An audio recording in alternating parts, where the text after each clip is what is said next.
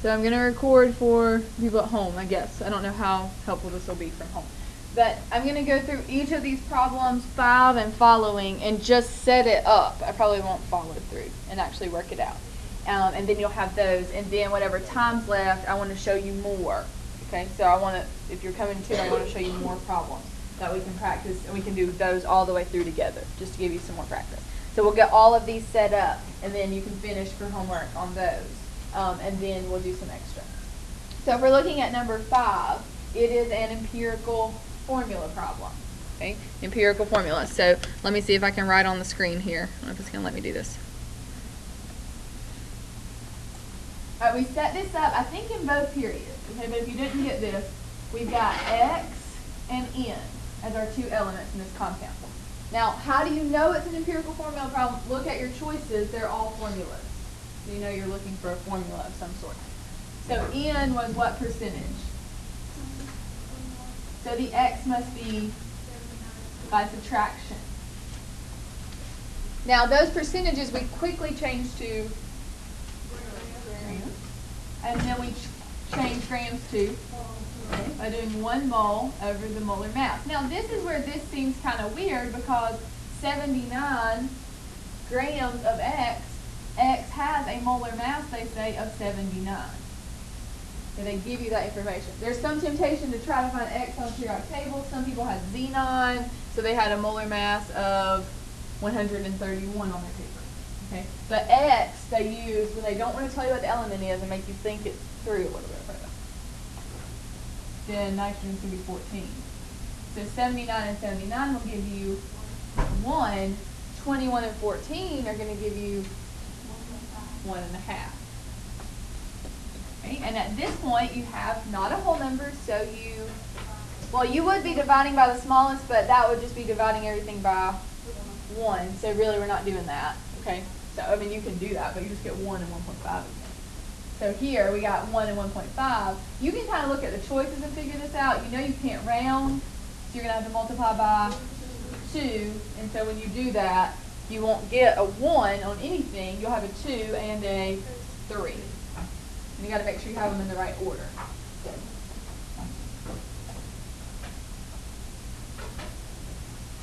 All right, 6 is a limiting reactant problem. I know because I have 2 starting amounts, 78 grams of aluminum hydroxide, 49 grams of sulfuric acid. Those are both starting amounts. This is going to be really key on the test tomorrow. When you have 2 starting amounts, you want them both to be in first. They're in grams already, but you need them to be in moles. If they're already in moles, you're good, but you need them to be in moles. And once you get them there, you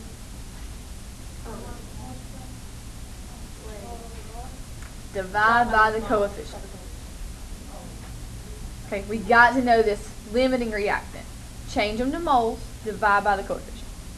That just tells you which one's limiting, and that's one you're going to start your calculation with. Okay, change them to moles unless they're already there. Divide by the coefficient to find the limiting reactant, and then start your math. So here, these are in grams, so they have to go to moles. Now see if you can follow with me here in your head. This is 78 grams. So to go to moles, we're going to do 1 mole over molar mass, which is 78 grams. So 78 divided by 78. 1. So I'm just going to put a 1 above aluminum hydroxide. Okay, I'm on multiple choice. I got a timer running. So I need to be thinking about the timer a little bit. Let's see if I can consolidate. All right, here, sulfuric acid, 49. I'm going to do 1 mole over 98. I'm going to say 98, not 98.1. Make my math easy. So I'm not exactly sure, so I'm just going to jot down over here 49 over 98. That is 1 over 2. And 1 over 2 is 0.5. So I'm going to put a 0.5 right here. So I have 1 aluminum hydroxide and 0.5 of my sulfuric acid. I'm going to divide by the coefficient, but I don't actually have to divide. I just have to think about it. Which one's going to be smaller? 1 divided by 2 or 0.5 divided by 3? Okay, this is my limit. So the point of going to moles and dividing by the coefficient is to figure out which one's limiting. So you don't actually have to get some number there. You just have to figure out this is smaller than this. My sulfuric acid is smaller than my aluminum hydroxide. So that's the one that I'll start my calculation with. So 49 grams times 1 mole over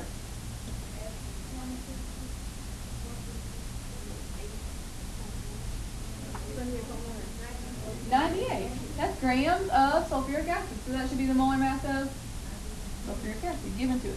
Okay, times 6 over 3. Good. Times. And even here, if you know 6 over 3 is really what? 2 over 1, then you could just put a 2 there on multiple choice. Okay, to do your shortcut. So here we've already said that 49 divided by 98 is 0.5 or 1/2. 1/2 times 6 is 1/2 of 6. 1/2 of 6. Let's just yell out random numbers. 3. 3, not 0.3, 3. 3 divided by 3 is 1, and 1 times 18 is 18. You with me? All the multiple.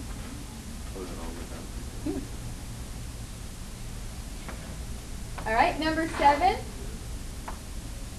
What mass of aluminum, so we're looking for mass of aluminum, is required if 40 grams, if 40 grams of iron oxide is to be completely consumed? We only have one starting amount, so we don't need to find the limiting reaction. So this is just a gram to gram. So 40 grams times 1 mole over the molar mass, 160. Some people have like 158. Well, I would just go ahead and round that to 160. Okay, it is 160 actually, but if you calculated it a little off, you would get something that's not a whole number. All right, that times over from the aluminum and the iron. Good, and then times. All right, now 2 ways to do this. 40 divided by 160, so you could do 40 over 160. Or you could do 40 times 2, which is over. I think that's a little bit easier. 80 over 160 is 1/2. 1 over 2. Be really careful about that. Okay, the 160 is on the bottom. 1 over 2. So half of 27 is. So the answer is.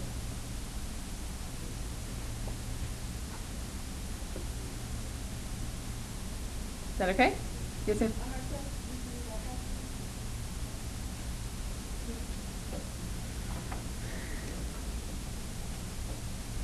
All right, I'm going to erase this. Maybe.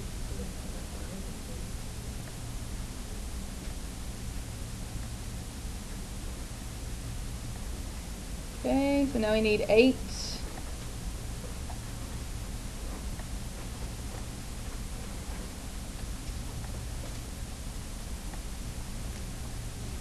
All right, number 8 is probably the hardest one on this worksheet. Okay. You're looking for a percentage of magnesium carbonate. This is a gravimetric analysis problem, kind of. Okay. So they tell you that you have a 1.26 gram sample of this magnesite, which is a mixture of stuff. And they want to know what percent of that is magnesium carbonate. So you're going to do magnesium carbonate over the whole thing, 1.26 times 100. The issue, though, is that you don't know the magnesium carbonate. What is the only thing that you know for sure other than the 1.26? That's the molar mass, though, so we can't start a problem with molar mass. Good. 0.22 grams of CO2. So I'm going to start with 0.22 grams CO2 times, I'm trying to go to magnesium carbonate so I can put it on the top of that fraction.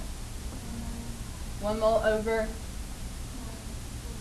44. That's the molar mass of carbon dioxide. Notice these numbers, 22 divided by 44. Okay, they should be giving us simple math. Okay, kind of ignore this, I'm going up here. Right, then what would it be? 1 over 1. 1 magnesium carbonate over 1 carbon dioxide. And then, yeah, molar mass of magnesium carbonate, so that's 24 and 12 and 36.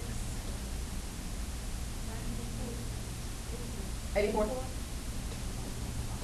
Alright, so let's kind of ignore decimals and see if this helps any. 22 divided by 44. Half, 0.5. Okay, half of 84. 42. Alright, now to make it make sense, I'm making that 0.42 over 1.26. Or you could do 42 over 126. I moved this decimal 2 times to the right? So at the end, I just moved it back 2 places to the left. Follow me? I changed this to 22 instead of 0.22. Because 22 makes more sense in my head than 0.22. So I changed that to 22. That was half. Half of 84 is 42. But then I just changed it back to a decimal, 0.42. 1.26 times 100. Now can you see this? These have a common factor, which is 42. 42 goes into 126. So it's 1 over 3. 42 times 2 is 84. So it's not 2. 3. 1/3 is which of those percentages? B. 33%.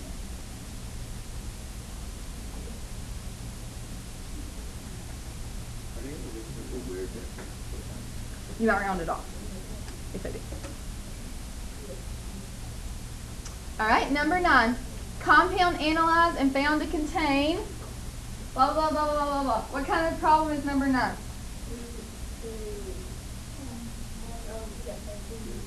Empirical formula. Look at these choices. They're formulas. Okay, so empirical formula. So I'm going to set it up. Sodium, 1.3. Tellurium, 0.65. And oxygen, I'm running out of room here, 2.6. Those are what? Grams or moles? Moles. In the empirical formula, it says change percent to grams, change grams to moles. We can skip all that. Once we're at moles, what do? Divide by the smallest. Awesome. So what are we going to divide by? 0.65. So we know the tellurium is going to end up being a 1. So that eliminates your choices, I think, to just A or B. Are those the only two with tellurium as 1? So then you just got to decide, is sodium going to be a 1? Is 1.3 divided by 0.65 1? No, what is it? 2. 65 times 2 is 130. Okay, 2. So the answer is B. So just think, they've already done some of the work for you. So if you start trying to do 1 mole over molar mass, they've already done that for you. They've already put it in moles. Yes, ma'am.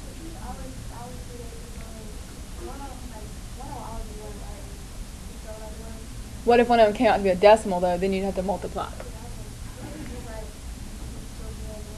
Yeah. I see what you're saying. I knew these were going to be whole numbers, but you're right. If you ended up having to multiply, then you couldn't do, like on the X and the N, we couldn't say that one was going to be 1. Good point. All right. Everybody good on 8 and 9?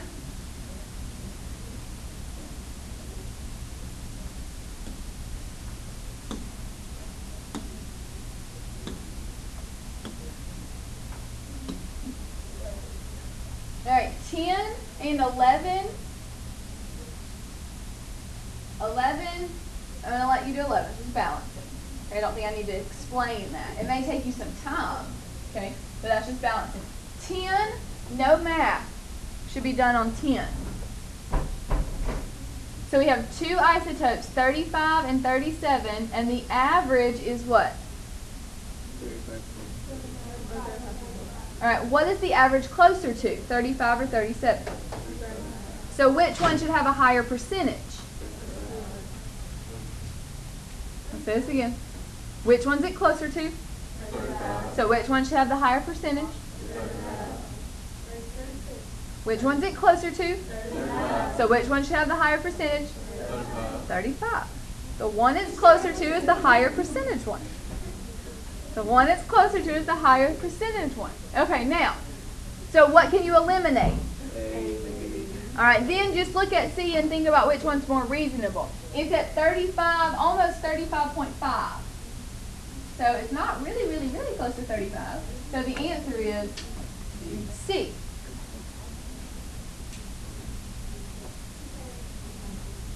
All right, again on 11, you can just bounce, okay? All right, here's 12. 12 is again balancing, but make sure you have the right formula for iron 3 oxide. What does that 3 mean? The charge. So it's going to be FeO plus C. And the products are iron, so that would be and just CO, carbon monoxide. Okay, so you're just balancing there.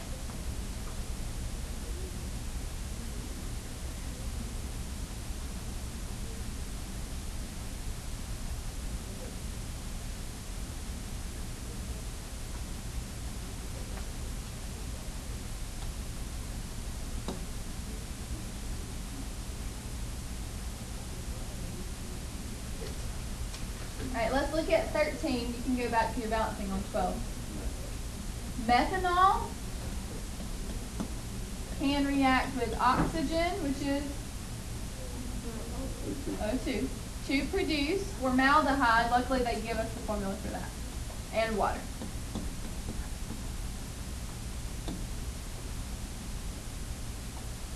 Right? What in that is not balanced?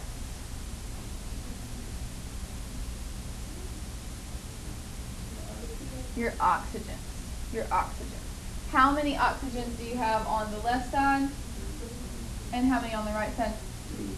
And there's no way, if I follow this, there's no way for me to just put one number and balance this because it's going to change everything else. So remember, when you get stuck on your oxygens, what are you going to do to everything else? So I'm going to go 2, 2, 2, but I'm not going to change my oxygen.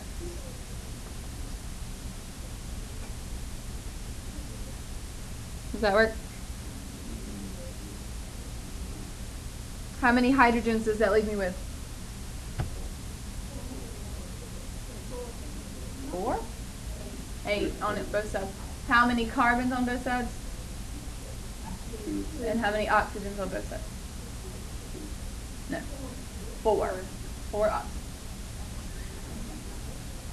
Now, you needed the balanced equation to answer the question. Okay?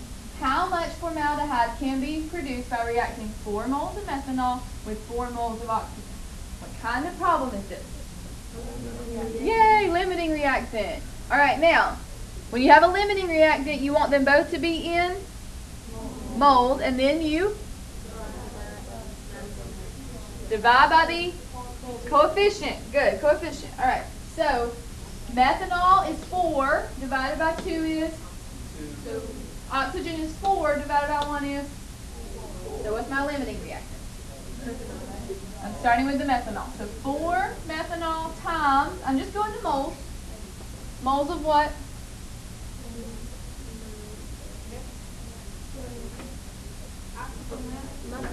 Formaldehyde. So what number is going on the top?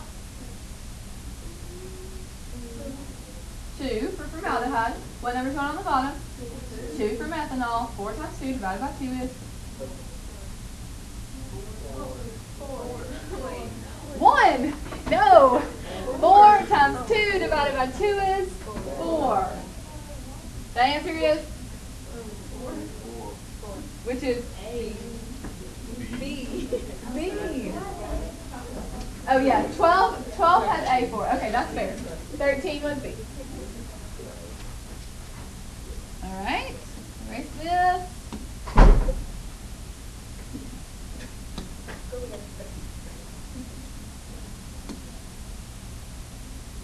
Is this where we are? We just did that. We're on 14.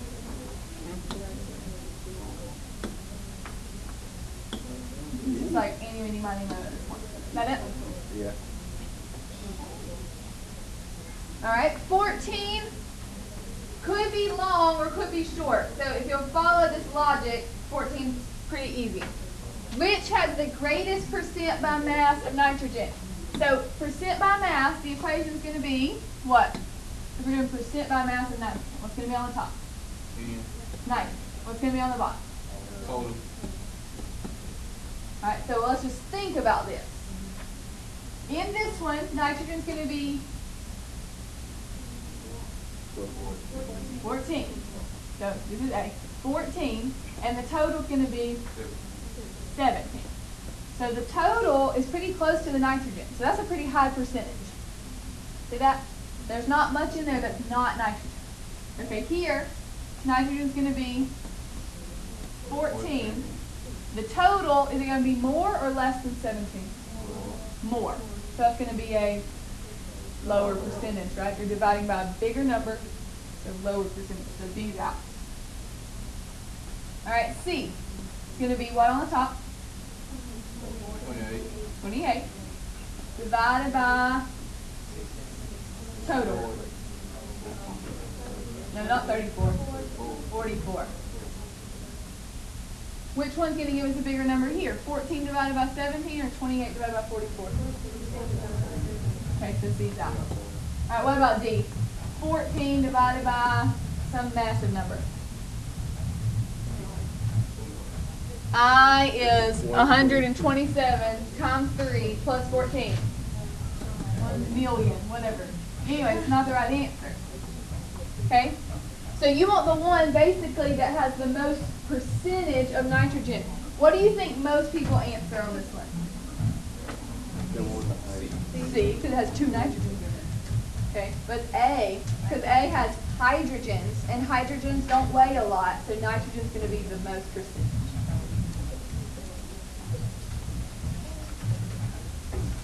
All right, 15, you've got AB2, and the A here is 60%. So what is the B here? 40.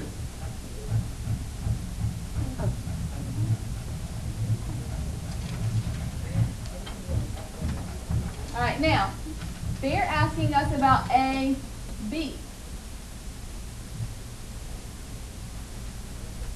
What would the percentage of A be if it was just AB? Now just follow this. This has how many B's? 2. This has how many B's? 1, right? So less B. So the percentage of B has to go down. So the percentage of A has to go up. So there's only one possible answer. Yes.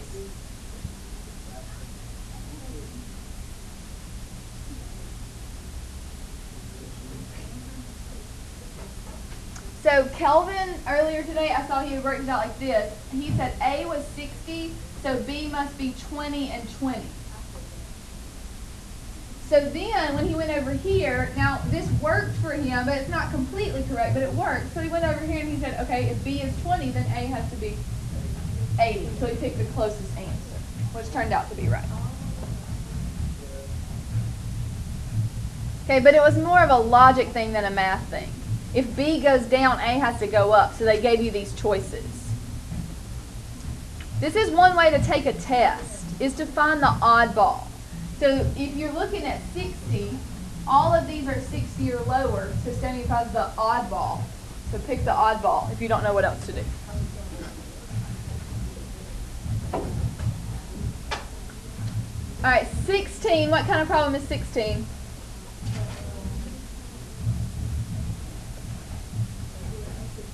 Gram to gram. Good. And we're starting with what? 16 grams of CH4. Now this one, the numbers are beautiful. 1 mole over, what's the molar mass of CH4? 16. So 16 times 16, 16 divided by 16 is 1. All right, then we're going to what? What are we trying to find out about? Water. So what's going to be on the top? Just a 2, and we can put H2O. And then on the bottom would be a 1 for the methane. And then our molar mass would be 18. So really we're doing 2 times 18. 36.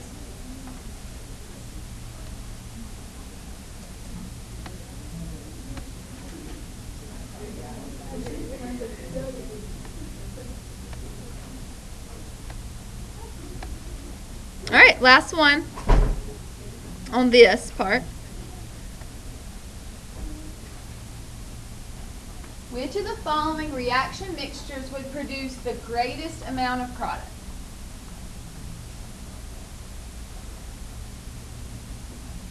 All right, this, because you have two starting amounts, this becomes a limiting reaction problem, okay? Now, tell me if you don't understand what I'm doing, but this is the way that I thought about it in my head. So I didn't actually come up with like any real number for my answer. But I figured out in each of these which one was limited me. So I said 2 divided by 1, so that's 2. Or 4 divided by 3, which one's smaller? Which one's smaller? 2 divided by 1 or 4 divided by 3?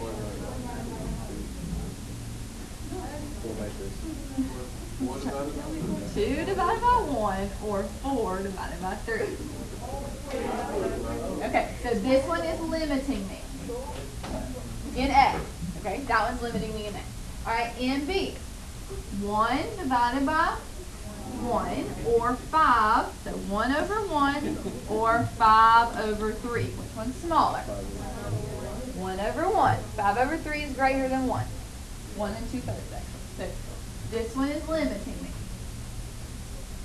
All right, C, 4 over 1 or 2 over 3. Okay, this one's limiting me. All right, 5 over 1 or 1 over 3. Okay, so this one's limiting me. All right, so I've identified my limiting reagent. Now the question is, which of these will give me the most? Which of my limiting will give me the most?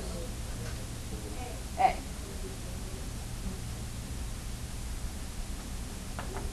Most people pick B or D because it has the number 5 in it. 5 is bigger. You got to identify which one's limiting. B and D are limiting me even more because they both have 1s in them. Okay? Here, this is limiting me, but it's not limiting me by much. 4 divided by 3 is still greater than 1. So I can get the most out of A. So find your limiting in a problem like this and then say, okay, which of my limiting will give me the most? So A. If it said least, what would the answer be?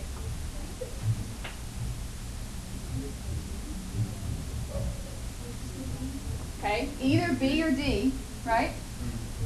Okay, 1 divided by 1 or 1 divided by 3? Which one's smaller? The question was least. So D would be the answer for least, while A is the answer for most.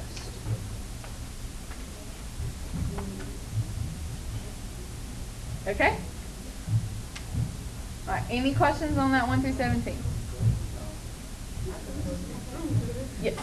Go back, look at those, think through them, even though you have them answered now. Think through. This is what the question said, this is what Ms. Waters, or this is what I did.